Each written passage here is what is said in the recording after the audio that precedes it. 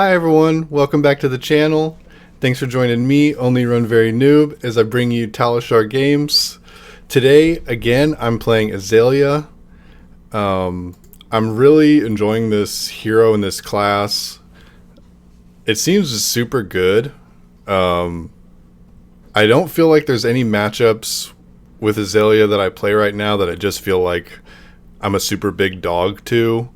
There's definitely matchups that you're probably like even or slightly unfavored, but coming from a Guardian where there's just a few like 80-20 matchups or even worse with like Kano or Teklevossen or Fatigue Viscerai or something, it feels really good to sort of be the aggressor and be presenting the problems to my opponent instead of figuring out ways to deal with my opponent's threats.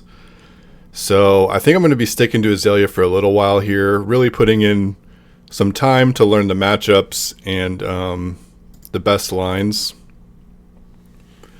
It feels a little easier to play than Guardian coming in like early, because basically you just like don't want to be blocking a bunch. Most of your cards are just way more efficient when they're not blocking. It's not like Guardian where you have a bunch of blues. Like sometimes you have hands with like extra cards that you're looking to block with.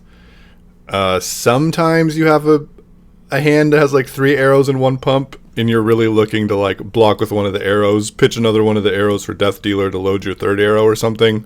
But those are a lot more uncommon than you would find in like a more traditionally mid-range class. It's interesting to play aggro. Even before I played Guardian, I don't think I ever really played an aggro deck. I played a little bit of Katsu, which I guess would qualify. But to be honest, before Guardian, the way I played Katsu was like a defensive fatigue-oriented Katsu. I mean, maybe not fatigue, but a bunch of defense reactions, looking to like 2-card 7 people with like Pounding Gale and I don't know, other 1-for-5s by going on like Kodachi 1 for 5, trying to trigger Mask and also present like 2-card 7. That style of ninja really hasn't been around lately, but of course I've been playing Guardian over 2 years, so before I played Guardian was like a long time ago. It was basically like Monarch and Tails had just come out. But anyway, back to Azalea. Today we're playing against Enigma, which I think is like a pretty good matchup. I don't think it's free by any means, but Murkmire Grapnel certainly helps a lot. We have a hand with no arrows, and our opponent plays warmongers. So, yeah, we're just going to get warmongers here and sort of eat it. There's not a lot we could do. We could have potentially picked Peace to like play Take Aim to reload and then like Skullbone Crosswrap to opt, which I think probably would have been better. But I guess I just passed the turn here. I think picking Peace would have been better because we would have been able to like opt and Azalea flip maybe into a better 5-card hand. But here we have Knock the Death Whistle, which is going to go get Murkmire Grapnel. And we're just going to kind of take the damage that they're sending because blocking with any of our pumps isn't going to really be great. And we're kind of happy that he's building up a board of ward here because we are just going to dominate a Murkmire Grapnel with a few pumps. I think we get to play 3 pumps here. We have one in Arsenal, so we could play 3 pumps and then Knock the Death Whistle our 4th. We could Skullbone Crosswrap to like opt 1 here, but it doesn't really do anything because we're just going to use Knock to put the card we want on top anyway, and whatever we opted to the bottom or the top would be shuffled, so it would be sorta doing nothing. But we get to shoot a Murkmire Grapnel for 13 Dominate, and it looks like it's just going to clear his board and deal 13, Seek and Destroy on hit. And even though we got warmongered and did nothing on our first turn, we're sort of in a good spot here, I think. With a hand like this, we can definitely block with Remorseless. I'm pretty sure I want to... Oh, it looks like I don't block with Remorseless because I'm going to have Tunic up, so I can Tunic, Death Dealer, Grapnel, and maybe keep the Remorseless for Arsenal. looking to do something like draw a pump off Death Dealer, and then play Premeditate and pump into Murkmire Grapnel again. Because Premeditate has a Ponder on hit, we don't necessarily need the Remorseless for our arsenal though, so I wouldn't be surprised if I block 3 here.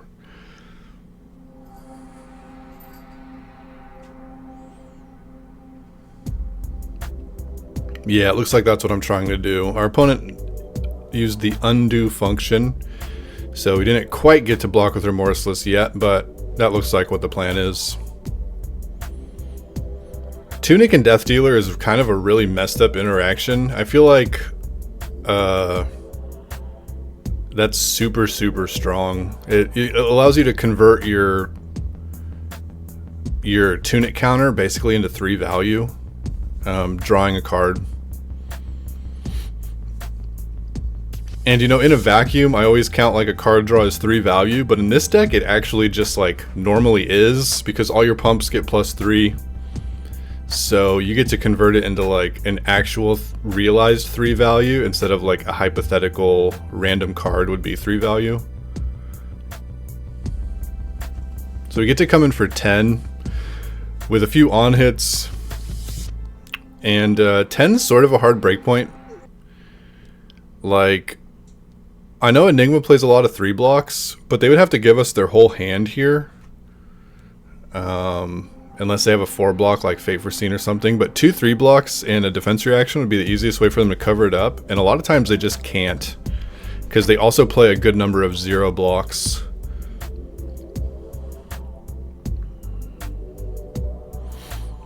Didn't quite see what we drew off of the Ponder. I'm just going to rewind a little bit to see what we draw off this Ponder before I talk about my next turn. So we just draw a pump spell.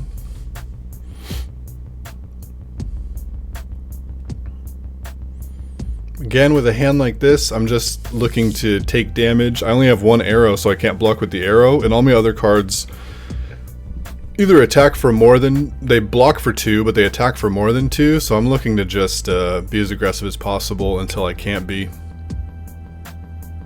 due to maybe dying. So we see a Bolt and Shot on top, and I kind of like keeping that top and just Azaleaing into it. Using 1 pump here. Oh, it looks like I'm using all my pumps. Not too sure why I do that. I probably should have just only used like 1 or 2 pumps so that I could have had a card left over to pitch into Death Dealer for this Bolt and Shot. But this does have Dominate, so I'm going to be able to reload the Bolt and Shot. I guess unless he has exactly red unmovable and arsenal, but he had no arsenal, so I guess he only gets to block this. Then I get to reload Bolt and Shot and shoot it for 4.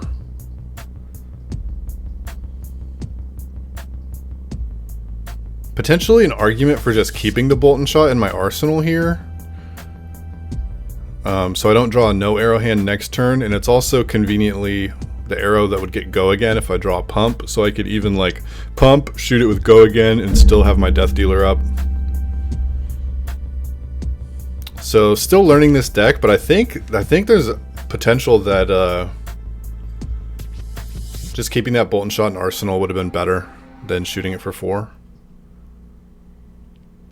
Here we have a yellow and a Remorseless, so I'm going to pitch yellow into Death Dealer to load Remorseless and try to get that arrow as big as possible.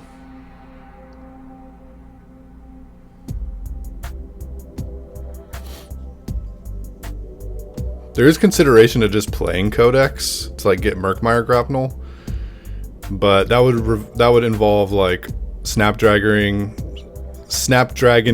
our Drill Shot and doing a bunch of random stuff. We see an Infecting Shot on top, so we're just gonna get that dominated.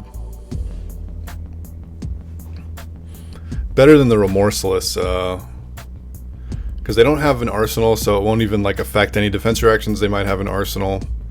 Dominate is just going to be better. And also them taking 1 damage whenever they play an action is just like not really that effective into Enigma. So they kind of have a big turn here. They get to make 3 spectral shields with a 1+1/+1 counter, and then have an additional blue to pay for blood rot. But we got a lot of action here. We can flip up with Azalea, look for a pump. Azalea, hero activation into a pump, play pump, Tunic, Death Dealer, our Endless Arrow, and then pump, pump, pump, Snapdragon into Codex.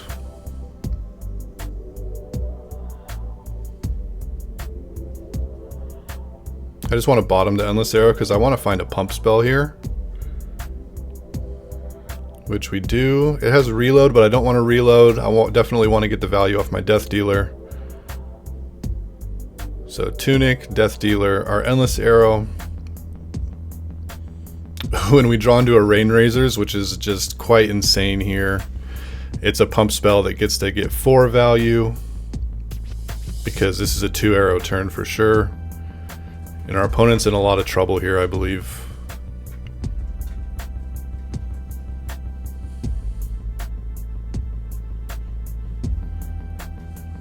We're just going to save the Rain Razors behind, of course. Don't play it until you have to. Maybe our opponent wants to like try to fully cover this up because he's afraid of Snapdragons. Although that would be quite difficult for them. And even if they did cover it up, we have the Codex, so we get to do quite a bit of action here. Getting in for like 7.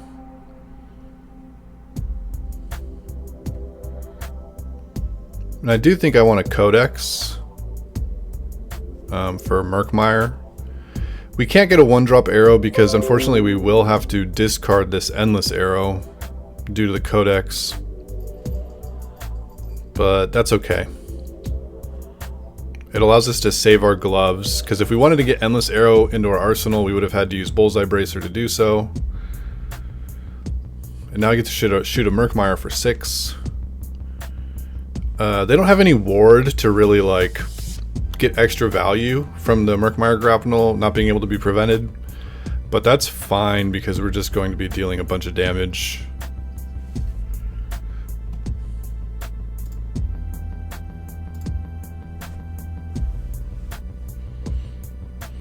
We have a pump spell in arsenal,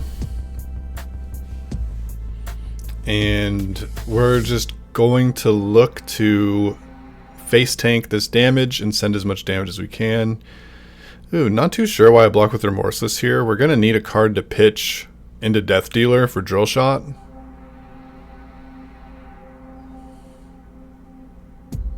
So I think I could have just taken that 3 damage since even if it's an even trade, saving 3 life or dealing with 3 more damage, I'd rather just deal 3 more damage with us being at 17 and our opponent being at 1. But maybe I'm looking for an arrow off the top. We get Codex. I don't think I want a Codex here. I think I'd rather just pump. Yeah, and see, now we have to pitch one of our pump spells to load, which just isn't as good. Like, if we wanted to block with Remorseless, our arrow would be coming in for 3 more here, and that'd be way better. But we still get to come in for 13. Our opponent has ward, what, 6? So they still have to block 7. My guess would be 2 cards in Tunic if they have that available. They didn't use their gloves all game either, and I think now it's going to be quite awkward for them to use gloves because they're just not going to have 1 free resource that they can use to flip it. Where earlier game they could have potentially like had 1 floating for some reason. They have an Unravel Aggression and a Chi, which is quite nice for them. It means they get to use their boots. So maybe keeping that Codex. I mean, in hindsight, keeping the Codex for Murkmire would have been really nice off Azalea. We could have just Azalea flipped. Then also dealing 3 more damage from not blocking with Remorseless would have been better too. And yeah, now he's using his Uphold Tradition. Good good on him, knowing he needs to flip that to get the value here. But we have an amplifying arrow. We're going to pitch Rain Razors into Death Dealer, load amplifying arrow, and then pump, pump, pump, pump, pump. Probably going to read the glide path before we activate Death Dealer to try to ensure that we draw another pump so that we can try to get over. But yeah, here we're just going to be taking as much damage as we need to do. As much damage as he can send that we won't die to, so that we can send as much damage as possible. Read the glide path first, like I mentioned before, so we can opt one. We don't really want Bolt and Shot on the top, I don't think. Oh, it looks like I'm doing a tricky play. Oh yeah, because I just want to... I could just dominate with Azalea here. No, I don't know what I'm doing. This is actually really weird. I was probably trying to get Rain Razors... value off 2 arrows, but I was forgetting that I wasn't going to be able to draw off Death Dealer here. But maybe I get him with Rain Razors, giving +3, and like killing him over him blocking for Exacties here. This is a little tricky, but I don't think it's right. I think I'm supposed to bottom the Bolt and Shot, load amplifying arrow with Death Dealer, pitching the Rain Razors, and just try to like make it really big.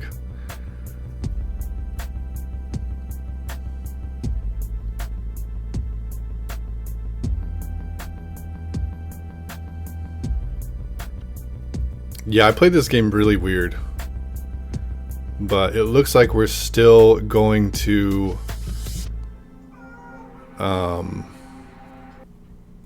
force his hand. I think he lives here. Why, it was 3, 4, 5, 6, 7. He has 8. Yeah, he has 8 ward, and we're only getting in over 6 from these blocks. Kind of a weird play for me there. I don't think that was correct at all. Here I think I will block 2 with a Codex of Bloodrot. I probably don't need to though, because the Bolt and Shot's going to have go again. Ooh, Warmonger's Diplomacy, pretty bad for us here.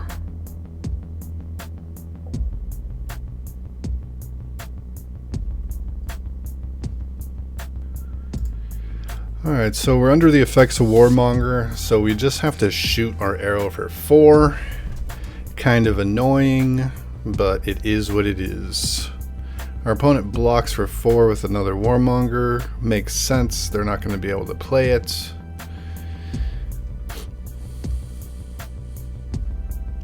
I think I can take 2 here, looking to block a bigger attack than that, which they give us in the Waning Vengeance. I'm just going to block for 3 with Infecting Shot, I believe. Seeing as how we have Tunic for our Death Dealer, we'll be able to come in for quite a bit here. So see what we're going to draw off Death Dealer. Rain Razors is perfect. That allows us to load our Bolt and Shot. I guess he dies on hit though. So we're not going to get 2 arrows, but that's okay because we might just be able to kill them with Rain Razors.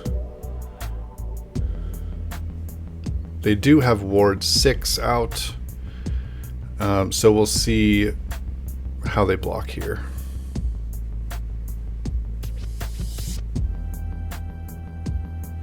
Kind of annoying because if they block 6, they live through Rain Razors. Ooh, but if they only block 5 here, they actually die. So they need to have another defense reaction.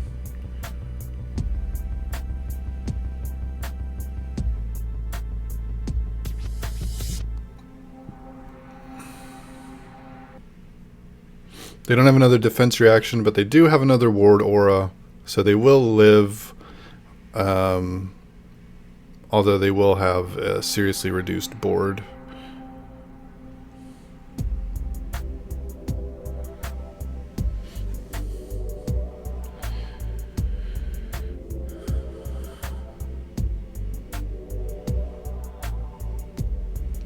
Yeah, I think just blocking here is fine. Like, it's kind of annoying that we're blocking 1 for 3, but we can't get value out of our card anyway.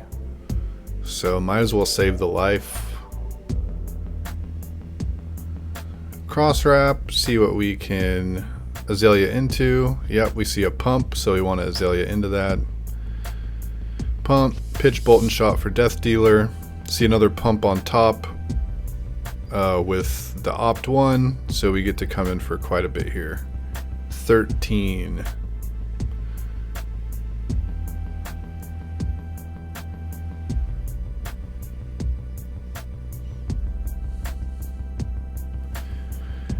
And hopefully we can get there soon, because we only have 15 cards left in our deck, including our pitch, and we probably don't have too many pump spells left, because I was not thinking of pitching them for second cycle at all. I just wanted to maximize my damage on first cycle to try to get there.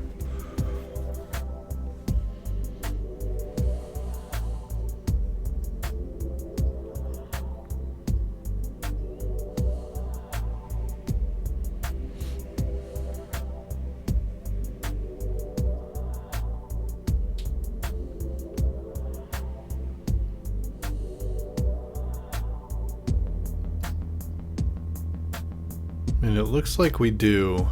They could only manage to ward 6 and block 5, which is 11 to our 13. So we were able to get the job done there. That's probably a showcase of why I believe it is a fairly good matchup, because I do think we took some weird lines that were sort of inefficient and probably like just sort of face-up mistakes. A lot of mistakes that people make aren't really obvious. They're just sort of like macro mistakes because they don't understand what they should be doing. And those mistakes are super forgivable. Like, I think it's difficult to make 0 mistakes in a game. But there are other mistakes that I call face-up mistakes, which are just like obvious inefficiencies, or punts, if you will. And I think I made a couple of those that game. So hopefully I can tighten up my Azalea play for future videos. But like I said earlier, I'm really enjoying the hero and the class. It's something quite a bit different, just being an aggressive deck that deciding when to block is like very difficult, because it just always sort of seems less efficient than attacking.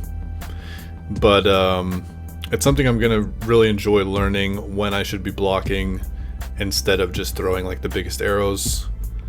And hopefully it's enjoyable for you guys too, watching me learn a new class.